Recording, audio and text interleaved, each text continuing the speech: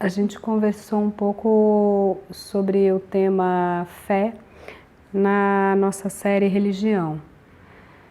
E que, sem dúvida, não é uma relação direta, não é a mesma coisa, mas fé e religião conversam, né? E a gente hoje vai abrir para uma outra conversa muito peculiar que se revela sucessivamente, que nos interroga. Então acho que vale a pena a gente abrir um pouco, que é essa relação que aparece frequentemente entre fé e enganação. Como é possível?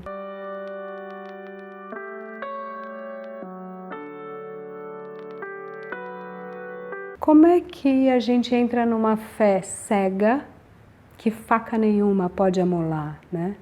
É uma fé que te deixa prontinho, preparado para os maiores enganadores da paróquia. Então, será que haveria aí uma relação implícita? Uma relação quase necessária? Qual será o ponto, né?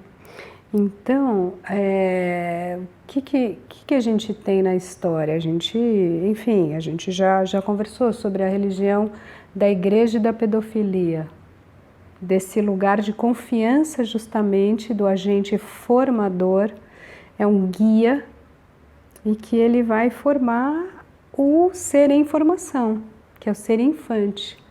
Então é uma relação que está com tudo pronto para dar certo. O pastor pedófilo e a criança a ser abusada. Então não é tão incomum. Assim como pai, tio e abuso, né? Uma porcentagem enorme de casos de abuso se dá no interior das relações de confiança, das relações de família e de parentesco. Como é possível, então, que a gente permita isso? Talvez a gente não permita, talvez seja da estrutura da transferência daquele que confia e tem a fé nesse outro. Então, junto com isso, a gente tem também essa história absolutamente, ao mesmo tempo, surpreendente e banal, que é dessa figura que se auto-intitula João de Deus. João de Deus, Osho, né? Que o mundo retomou agora com esse documentário incrível, que a gente vê essa parceria maquiavélica, Osho e Sheila, e uma rede imensa, vigente até hoje, milhares e milhares, milhões de pessoas, né? Dentro de uma lógica de enganação. Prem Baba, que está surgindo aqui, pastores, vários pastores, gurus ideólogos, que formam um sistema bastante intrincado, montado, às vezes bem armado, com fissuras radicais no seu interior, que levam então a conclusões do tipo: estamos sendo invadidos e a civilização está à beira do abismo, né? E a gente acredita.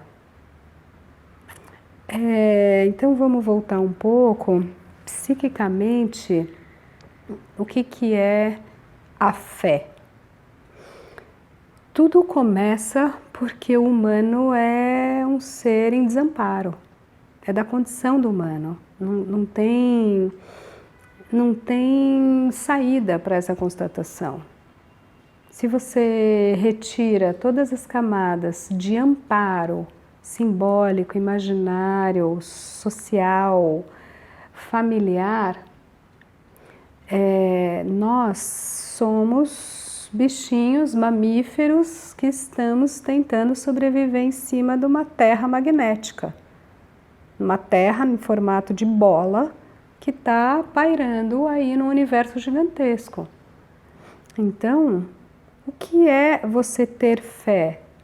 É você supor uma força ordenadora e acolhedora desse desamparo. Ao você fazer essa suposição, você imediatamente constitui para você um lugar de mais fragilidade do que o lugar dessa força. Então você não diz eu, sujeito, filho todo-poderoso. Você diz, mas você só é autorizado até a chegar perto disso porque você primeiro teve que enunciar Deus Pai Todo-Poderoso. Isso revela inclusive a conexão da fé e da corporificação de uma entidade paterna. Isso é toda a discussão do Freud, por exemplo, num texto muito sintético, muito potente, que é O Futuro de uma Ilusão, onde ele discute mais claramente a relação psicológica do sujeito com a religião. Essa diferença de lugar, ela já não é democrática em si. Não é, ela é hierárquica, ela é autocrática. Deus Pai é todo-poderoso, eu sou um pobre filho e eu sou um ser em desamparo. Então ela é interessante na medida em que ela deixa o sujeito num lugar de humildade, digamos. Mas ela passa a não ser tão interessante quando ela precisa colocar um outro num lugar de toda potência e de todo saber. Eu sou alguém naquele que tudo pode. Naquele que me mostra o caminho, naquele que me diz a verdade, o caminho e a vida. É uma certa desimplicação. Então, por essa própria estrutura, eu estou pronto a ser enganado. Eu estou pronto a abrir mão da minha consciência, do meu lugar de pensante, de fazer o meu caminho, de fazer a minha vida e de conhecer o meu limite, a minha potência. E mais do que isso, de entrar em relação com você, para a gente fazer um coletivo digno da gente viver minimamente junto, minimamente em pactos, em acordos, tudo que a gente vem discutindo aqui também sobre as relações em comunidade. E as violências ou não violências, e os pactos ou não pactos, e as legalidades ou ilegalidades do que a gente combina. Mas quando eu faço esse movimento, pronto. Você sabe, você tem o saber e você tem o poder de me curar, de me dar a minha alegria, de me dar o meu gozo, de me dar a minha conexão com o sagrado, com o divino. Você é um mediador. E deve ser interessante ter esse poder, né? Deve ser sedutor. Quer dizer, acho que quanto a isso não tem dúvida, né? Se o poder corrompe, se o poder seduz, a gente sabe disso. Então, aquele que está numa posição de ser quem diz a verdade para o outro, e quem vende a verdade para o outro, quem vende a felicidade para o outro, ele vai vender e vender caro, vai vender bem. E aí, analisando um pouco o lugar desse pastoreio, desse senhor do rebanho, é interessante, né? Tem graus de maior ou menor perversidade nesse lugar, de maior ou menor boa-fé. Acho que a gente pode usar esse termo, até interessante na discussão de fé. Vai ter aquele que vai agir de boa-fé, porque ele também está buscando, ele também está submetido ao mistério da forma mais interessante possível, porque afinal somos esses seres frágeis na Terra e a gente não sabe muito bem muita coisa.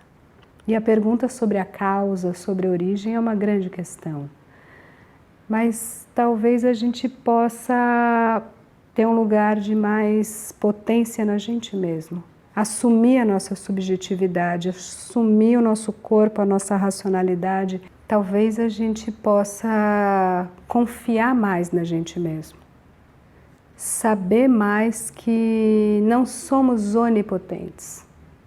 Não somos deuses. E sim, o nosso lugar de base é um desamparo estrutural, mas também não somos plenamente impotentes.